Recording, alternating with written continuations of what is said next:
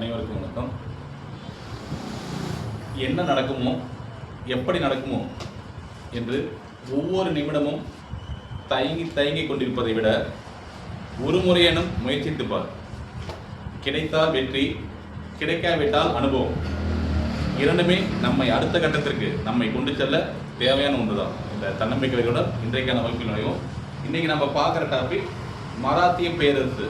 மராத்திய சாம்ராஜ்யத்தை நிறுவிய மராத்திய சாம்ராஜ்யத்தின் குடியரசர், மராத்திய சாம்ராஜ்யத்தின் பேரரசர் வீர சிவாஜி பற்றி தான் பார்க்க இருக்கிறோம். சரிங்களா? வீர சிவாஜி வரலாற்றில் மிக மிக முக்கியமான ஒரு பேராக நான் பார்க்கப்படுது. இந்தியாவையே கட்டியாண்ட, சொல்லப்போனால் இந்தியாவுக்கு வெளியும் கட்டியாண்ட முகலாய பேரரசர்களுக்கு சிம்ம சொப்பனமாக விளங்கியவர் தான் இந்த வீர சிவாஜி. சரிங்களா? ஸோ அப்பேற்பட்ட ஒரு மாவீரனை பற்றிய தகவல் தான் இன்னைக்கு நான் பார்க்குறோம். சிவாஜி இவர் பிறப்பு பார்த்தீங்கன்னாக்க பிப்ரவரி 19, 1627 ஆண்டு சிவனேரி கோட்டையில் பிறந்திருப்பார். சரிங்களா? இவருடைய தந்தை ஷாஜி போன்ஸ்லே, தாய் ஜிஜாபாய் அப்படிங்கிறவங்க. தந்தை ஷாஜி போன்ஸ்லே பார்த்தீங்கன்னா பீஜப்பூர் சுல்தான்கிட்ட தளபதியாக பணியாற்றிருப்பார். பீஜப்பூர் சுல்தானிடம் பணியாற்றுகிறது தான் தந்தை ஷாஜி போன்ஸ்லே. சிவாஜியுடைய குருவா, ஆன்மீக குருவா யாரை ஏற்றிருப்பாரு அப்படின்னாக்கா, குரு மற்றும் வழிகாட்டியாக யாரை ஏற்றிருப்பாருனாக்கா ராம்தாஸ், குரு ராம்தாஸ் அப்படிங்கிறதா இருப்பார். சரிங்களா? அதே போல சிவாஜியின் பாதுகாவலர் யார் அப்படின்னாக்க தாதாஜி கொண்டதேவ் அப்படின்னு தான் இருப்பார். இப்போ தாதாஜி கொண்டதேவ் தான் இவருக்கு அரசியல் கலையெல்லாம் கற்றுக் கொடுக்குறாரு. போர் பயிற்சி போன்ற பல்வேறு நுணுக்கமான கலைகளையும் கற்றுக் கொடுக்குறாரு. சரிங்களா? சரி, இப்போ நம்ம சிவாஜி பார்த்தீங்கன்னாக்க 1627 பிறகுறாரு. 1645 ஆண்டு கிட்டத்தட்ட 16 வயதுல என்ன பண்ணாருனாக்கா ராணுவத்தில் சேர்றாரு. ஒரு சிறிய ராணுவ படை அமைத்துக் கொண்டு பல கோட்டைகள் மீது தாக்குறாரு. பீஜப்பூர் சுல்தானுடைய கண்ட்ரோல் இருந்த கோட்டைகளாகட்டும், முகலாயரோட கண்ட்ரோல் இருந்த கோட்டைகளாகட்டும் பல கோட்டைகள் தாக்குறாரு. ஒரு சிறிய பையன், 16 வயது பையன் தாக்கலாம் சாதாரண விஷயம் இல்லை. அப்படி 1645 ஆண்டு முதலாக கோண்டுவானா கோட்டை அப்படின்னு ஒரு கோட்டை கைப்பற்றாரு. மிகப்பெரிய ஒரு வெற்றி அவருக்கு. ஒரு சிறிய பையன் அப்பேற்பட்ட சாம்ராஜ்யத்தை ஆட்சி கொண்டு கோண்டுவானா கோட்டை கைப்பற்றாரு. இதுக்கிடையில் 1649 ஆண்டு சிவாஜியோடைய பாதுகாவலர் தாதாஜி கொண்டதே மரணம் அடைகிறார். சரிங்களா? பிறகு 1649 to 59 இந்த காலகட்டத்தில் நிறைய தாக்குதல்கள், நிறைய கோட்டைகளை கைப்பற்றிருப்பார். மராத்தியர்களுடைய புகழ் இதில் தான் இருக்குனாக்க கோட்டைகள், அதிகப்படியான கோட்டைகள். இப்போ நம்மளாம் பார்த்தீங்கன்னாக்கா நாங்கள் எங்கள் வீட்டில் 6 மாடு வச்சுருக்கோம், 10 மாடு வச்சுருக்கோம், 20 ஆடு வச்சுருக்கோம் இப்படின்னு சொல்வதை நம்ம ஊர் பெரியோர்கள் எப்படி பெருமையாக கருதுனாங்களோ, அப்போ மராத்தியர்கள் எது புகழ்னாக்க கோட்டைகள் தான் புகழ் பெற்றதாக இருந்துச்சு. நாங்கள் எங்களுடைய வசம் ஒரு 60 கோட்டைகள் இருக்குது, 150 கோட்டைகள் இருக்குது அப்படின்னு சொல்லி தான் பெருமையாக கருதுனாங்க.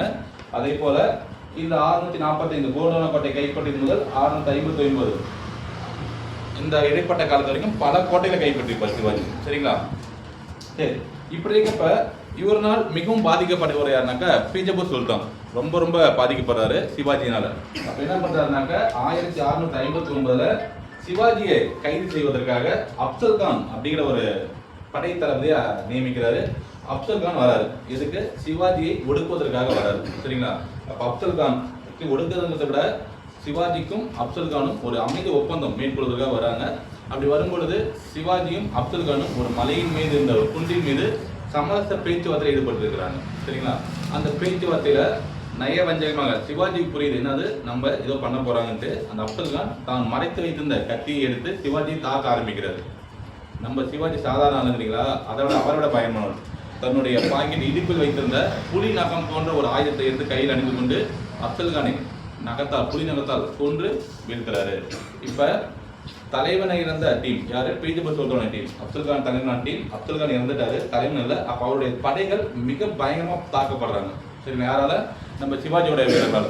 கிட்டத்தட்ட 3000க்கும் மேற்பட்ட வீரர்கள் கொல்லப்படுறாங்க சிவாஜினால. யார்? அப்சல்கானுடைய பீஜப்பூர் சுல்தானுடைய படை வீரர்கள் 3000க்கும் மேற்பட்டு கொல்லப்படுறாங்க. சரிங்களா? கொல்லப்பட்டு துரத்தி அடிக்கப்படுகிறார்கள். ஸோ அப்ப பீஜப்பூர் சுல்தான் மிக கடுமையாக பாதிக்கப்படுகிறார். அடுத்ததாக அவுரங்கசீப்.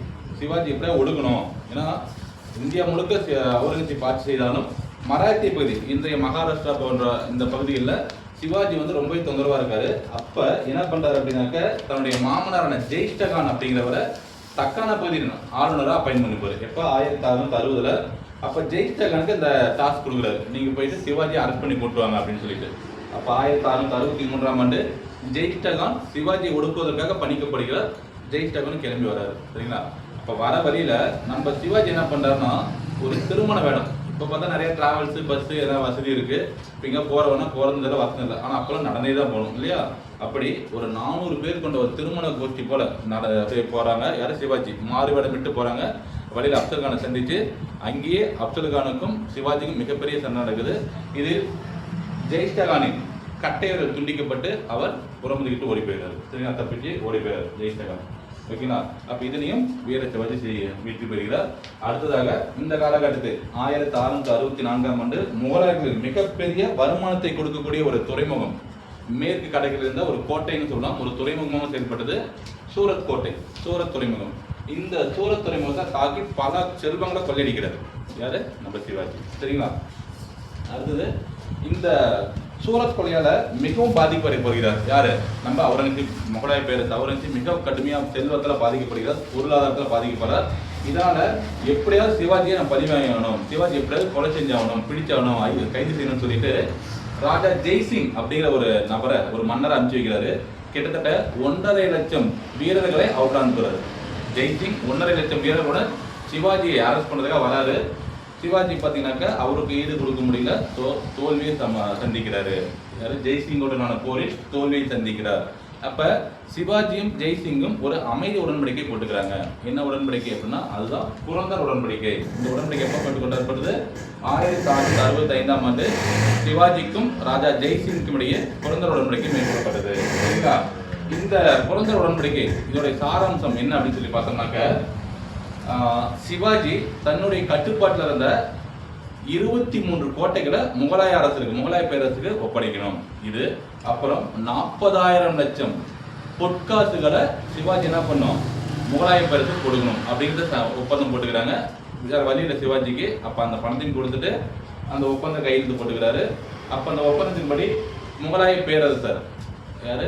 அவுரங்கசீப்பை நம்ம சிவாஜி வந்து சந்திக்கணும்னு ஒப்பந்தத்தின்படி இருக்கு. அப்ப அதை பொறுத்து 1666ஆம் ஆண்டு சிவாஜியும் தன்னுடைய 8 வயது மகனான சாம்பாஜி அழைத்துக் கொண்டு ஆக்ரா நோக்கி பயணம் செய்கிறார். ஆக்ரா அரண்மனைக்கு போறாரு. அவுரங்கசீப் உள்ள இருக்காரு. இவர் நல்லா சிறப்போட சீரும் சிறப்பாக வரவேற்பாருன்னு பார்த்தா போனவனே இவரை கைது செஞ்சு சிறையில் வச்சிடறாங்க. சொல்லப்போனா வீட்டு காவலில் வச்சிடறாங்க. யார? சிவாஜியும் அவருடைய பையனும் வீட்டு காவலில் வச்சிடறாங்க. இந்த சிவாஜி கைது செய்யப்பட்டதை அவுரங்கசீப் மிக பயங்கரமாக கொண்டாடுறாரு. எப்படி கொண்டாடுறாருனாக்க, அரண்மனையில் இருக்கிற பணியாளர்கள், வெளியூர் நபர்கள், தூதுவர்கள் இவங்கெல்லாம் பல வகையான இனிப்புகளை வழங்கி அவ்வளோ சந்தோஷம் கொண்டாடுறாரு. அதாவது அவர் ஒரு அவுரங்கசீப்புக்கு மகன் பிறந்த கூட இவ்வளோ சந்தோஷமானே அவர். புரியுதா? அப்போ அவர் எந்த அளவு உச்சத்தில் சந்தோஷத்தில் இருந்தாரு பார்த்துங்க. எப்போ சிவாஜி கைது செய்யப்பட்டதுக்காக. சரிங்களா? இனிப்பு வழங்கி அந்த சந்தோஷம் கொண்டாடி இருப்பாரு. ஆனால் அந்த சந்தோஷம் ரொம்ப நாளைக்கு நீடிக்கல. என்ன காரணம் அப்படின்னா, சிவாஜி என்ன பண்றாரு? அந்த அரண்மனையிலேருந்து வெளியில போகக்கூடிய ஒரு பழக்கூடையில உள்ள போய் ஒளிஞ்சுக்கிட்டு தப்பிச்சு போயிடுறாரு. அரண்மனை வெளியே போயிடுறாரு. ஓகேங்களா? அப்படி வெளியே தன்னுடைய சொந்த ஊருக்கு போயிடுறாரு. சிவாஜி விடுதலையான செய்தியை கேட்டு மக்கள், இங்க மராத்திய மக்களை பயமா இவங்க கொண்டாடுறாங்க, நம்ம மன்னன் மீண்டும் வந்துட்டாரு அப்படின்னு சொல்லிட்டு. ஓகேங்களா? அப்ப இதற்கு காரணமாக மீண்டும் என்ன பண்றாரு சிவாஜி? 1670ஆம் ஆண்டு மீண்டும் சூரத் துறைமுகத்தை 2வது முறையாக தாக்குதல் நடத்துறாரு, கொள்ளையடிக்கிறாரு.